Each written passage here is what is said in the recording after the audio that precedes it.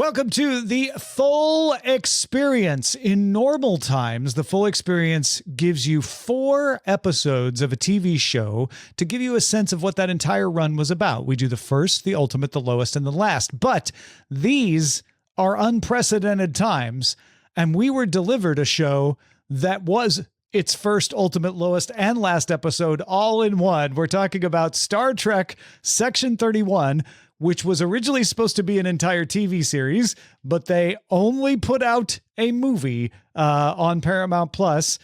So we are watching that in the spirit of the full experience as the first, ultimate, lowest, and last of the TV series, Star Trek Section 31. I'm Tom Merritt. He's Brian Brushwood. Hey, man. So before I start running off my mouth, I got to confess that I know none of the buildup going into this. I know that this is all part of the most recent run-up of Star Trek stuff. The only parts of which that I've been invested deeply with have been Lower Decks related. But I know there's I know that there are characters and that this scene has been hinted at. What were your expectations and hopes leading up to this, Tom? Yeah, so my knowledge of the space was that Michelle Yeoh's character, Giorgio, Emperor Giorgio, was a spin-off character from Star Trek Discovery. She was in most of the seasons of Star Trek Discovery, and the idea was that her character, who came to the mainline Star Trek universe from the evil alternate universe with the Terran Empire that was first introduced in the original series, that her character was assigned to Section 31. Section 31 is something that comes from other episodes of Star Trek like Deep Space Nine, and it's kind of the Black Ops of Star Trek. They do the things that need to be done that the Federation can't agree to. So that's where I was coming in. And I did follow the, it's going to be in a whole series. Oh, wait, it's not going to be a whole series. Oh, it might not happen at all. Well, wait, it might happen now. Oh, now it's a movie. And so I know that we were in for a bit of a rocky ride, because when any set of scripts go through that much change, it's really hard to keep the vision straight. I was not expecting Rachel Garrett to be a character. I know this was actually released ahead of time, and I probably even said it on Cordkillers, but I'd forgotten it. Rachel Garrett is, of course, the captain of Enterprise C, and in a famous Star Trek The Next Generation episode. Is that why that weird line popped up where she just out of nowhere shouted, "Someday I'm going to be a captain"? Yes, exactly. Okay. That episode where the Enterprise C comes through the wormhole, and Picard has to make the decision of we'll change history if we save you. We have to send you back through the wormhole to sacrifice yourselves for Narendra 3.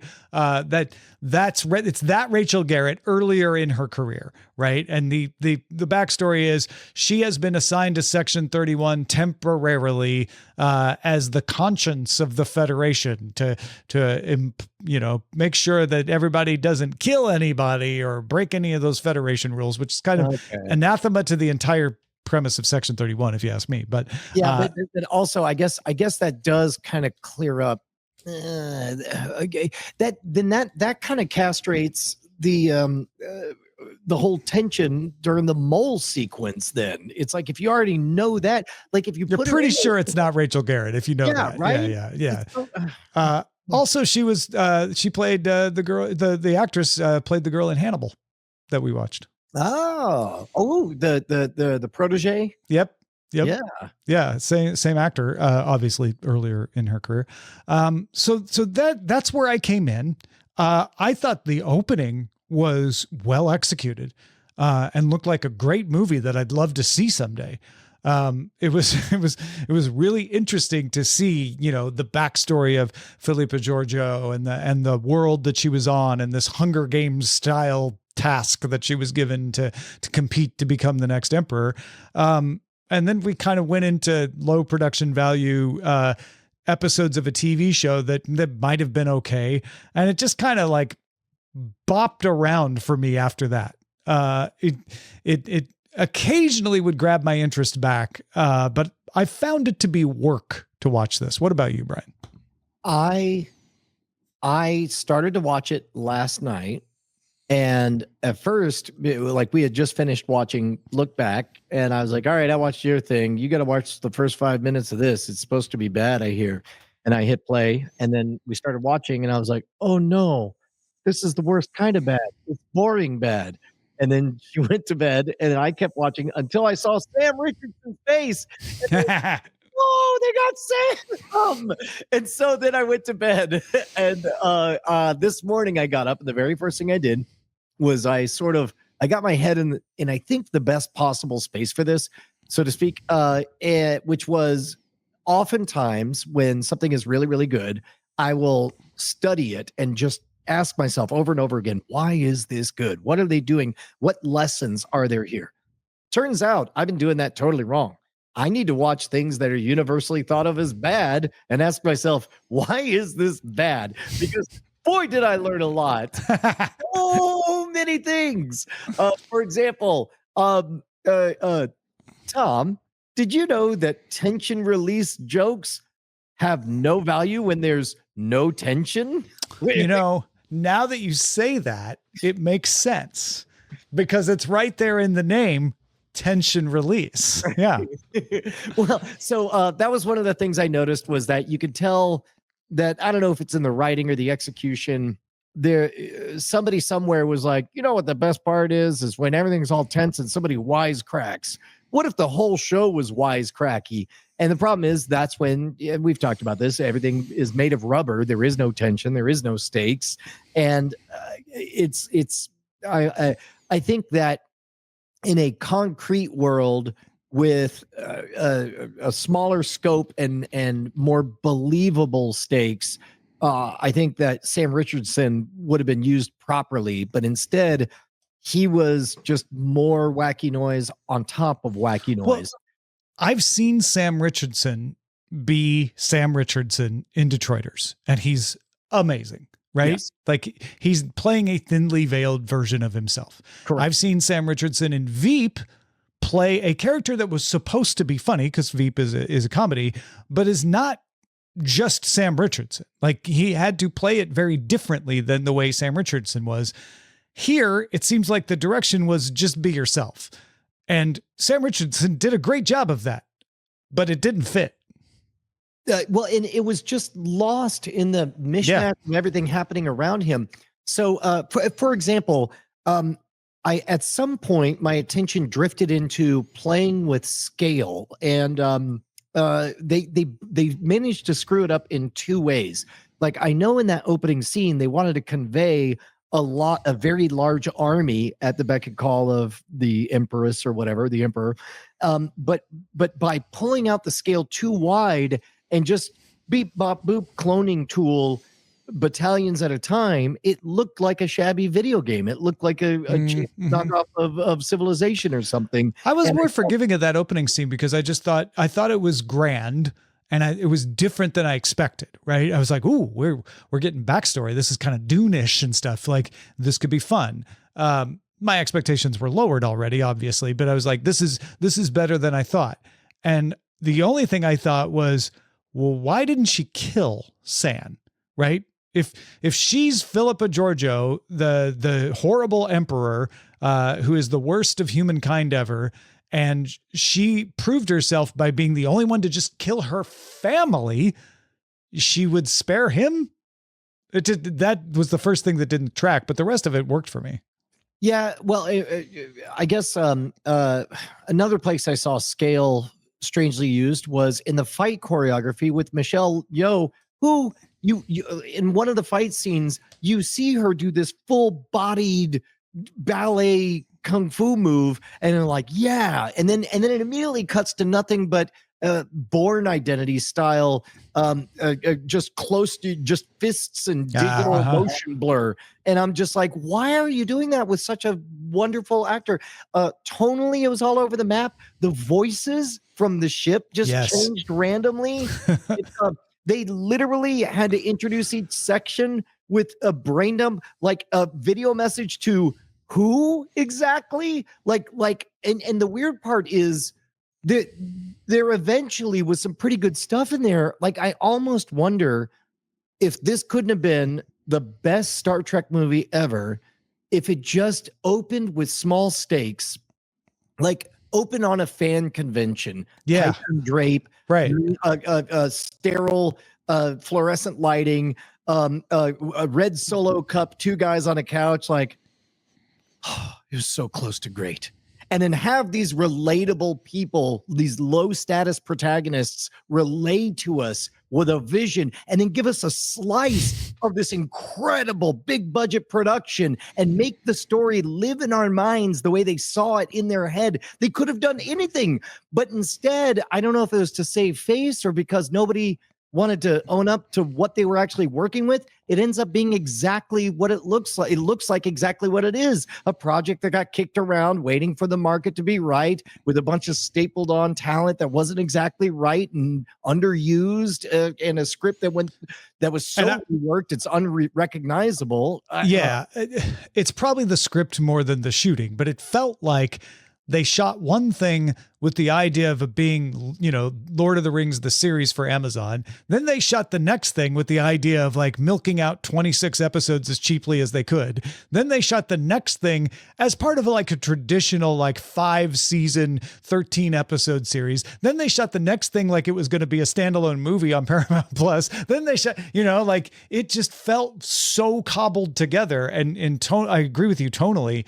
I felt like when they finally got to the ship and they all did the like, let's introduce each other to each other. I'm like, for the third time, they introduced him 3 times. For the third time, I was like, oh, okay. It's trying to be Suicide Squad for Star Trek. Like, I guess I see the direction they're finally settling on. But then it wasn't. That's just not what they did from then on. And it also wasn't Section 31. Like, they said it was Section 31, but it was never anything that connected to anything I knew about Section 31. Maybe most people don't care about that if you don't watch, Star Trek that closely. But I'm like, I don't understand what they're doing here that has to be Section 31. This could have just been a secret mission. And then it would have been more Suicide Squad. And then in the end, they end up saying like, we're back for another heist. Let's all get together for the next one. And you're like, this is a one-off. We know it's a one-off. And then at the end, they restated all of their character motivations. They're all like, right. Yes. I might, in case you missed it. Yeah. There were some really fun concepts, like the concept of using the phasing that we got with Geordi and Ensign Ro in Next Generation as a theft mechanism. I was like, oh, that's pretty cool. I like that. Yeah.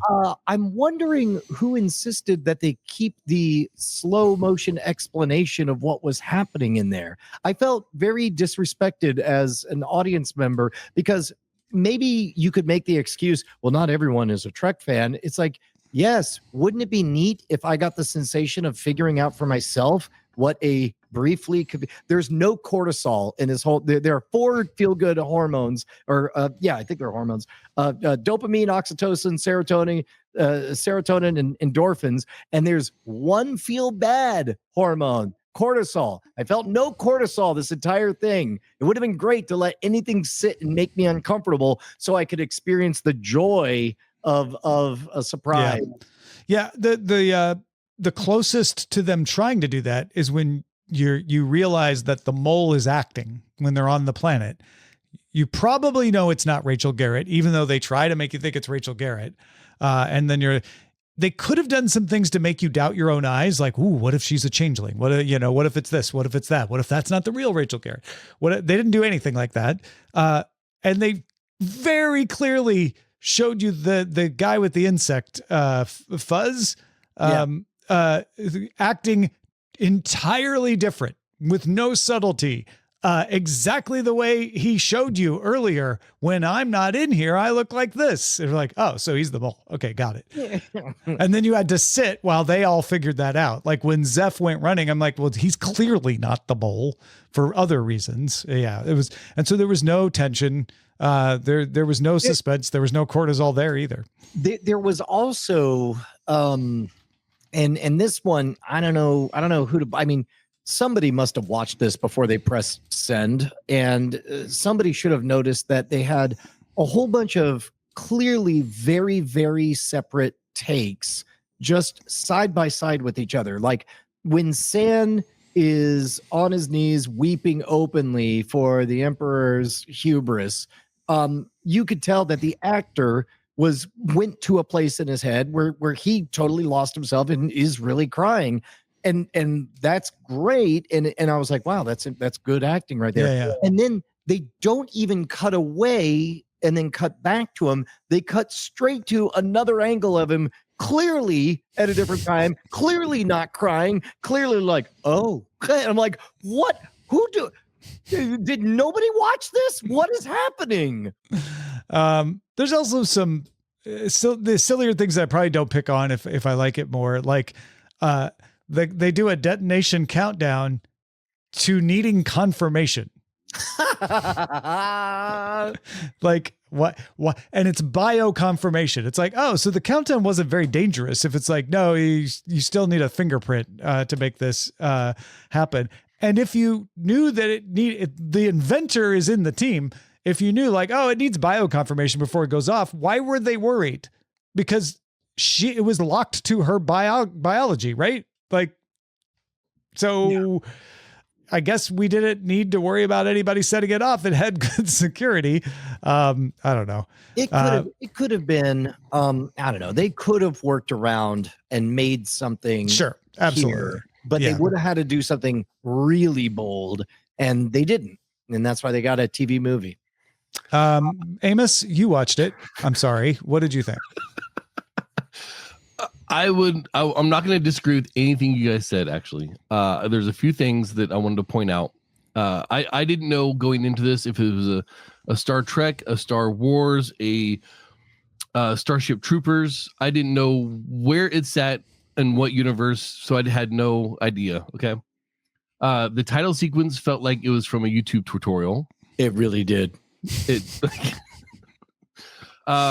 and stylistically it was so all over the map. They used a plugin from Adobe After Effects to do the giant words floating above the thing, and then never used that again. Her family, like when she goes to murder her family, the family looks CGI, even though it's clearly a green screen effect. But they did something with it where the family looks like if the family was generated, not the background. Why doesn't the floor phase? Why don't they fall through the floor through the artificial gravity or whatever? Like when that's explained in the Next Generation episode. See, as a non-knower, that was like, well, how did her foot get caught? And then it was uncaught. Yeah, actually, that part did annoy me. Oh, yeah, that's kind of like, is this supposedly it like unlocked, but it's like, but then anyway, yeah, right. And then they played the worst game of Among Us ever. And then for some reason, when they went to leave this dead planet, there's a lot of cities on this dead planet.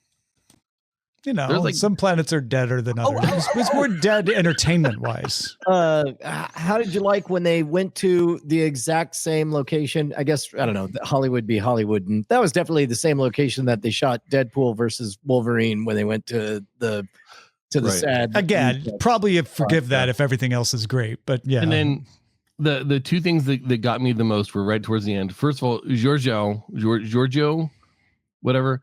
She's evading knives for 10 minutes straight and then accidentally slices San's jugular by throwing the sword. Yeah. She's such an expert that she can avoid it, but then she accidentally slices his jugular. What a weird mess up. What a mistake. Oh, mistakes are made. I'm just saying. And then the explosion happened when the wormhole was still open. So wouldn't the explosion have gone both directions? No, but they didn't explain that. I was like waiting. I was waiting for the like, yes. And if it's within this procedure, it will be absorbed by the wormhole, and okay. they never bothered. But again, like, Tom, if it was good, if I was enjoying the story and the character development much, I wouldn't have noticed these other little flaws in the movie, and I noticed all of them. I only wrote these down because these was when I was bored, so I'd go ahead and type something down in the show notes. Well, yeah, I have way more notes than I'm going to get to here. Tell me if you guys encountered the same feeling when they got to the end and they're holding hands and they're going to die. I'm like, oh, well, good. At least something real. What am I saying? Of course they're not going to die. And then guess what? They didn't die. Yeah. Right. My note there is it would have been better if Giorgio died. Yep. Especially because because of the difficulty getting this done, we don't think we're going to see Michelle Yeoh again. We probably won't see this character again. So just do that. Give us something at the end. We're like, oh, okay. So it was, that's what it was for. That's what I sat here for, is to realize that she sacrificed herself for the greater good. But no, we don't. And, for barely cleaning up her own mess. Yes. And why were there chapter markers in the middle of the movie? Those were the episodes. One was the first, one was the ultimate, one was the lowest, and one was the last. And then the epilogue at the end was the last. I don't remember I don't remember very many times I've seen a good high quality movie where there have been chapter markers in the movie as part of the movie presentation. There was also, and again, you could do that, like take what's here now, and again, go to a junkyard where a kid finds a tricorder or whatever, and you mean an iPhone? Because I'm pretty sure they were using iPhones at one point to be tricorders. But go ahead. No kidding, right? But it's like sketch out this. You have enough pieces here. Make it a collage. Yeah, it's the Star Trek universe. You have tricorders. They're anyway, sorry. I'm gonna agree with Brian though. This whole script would have been way better if it had an overtone of fanboys. Yes. Put it in the fanboys universe, and this actually makes sense to me, and I enjoy it a lot more than what was given. There was also some fairly, in my opinion, unforgivable production things. Like there were a couple of takes that very clearly they should have gone with the like. There's a moment where Michelle Yeoh takes about a half second too long to remember the next phrase. Like she's clearly grasping for the right word, and which that happens, but don't use that take, or don't you do a different take, by the way, and cover it. And similarly, like there was a moment where the character Sam Richardson is trying to access the technobabble word for a thing, but I'm like, that was not acting. The person Sam Richardson could not access the made up technobabble word.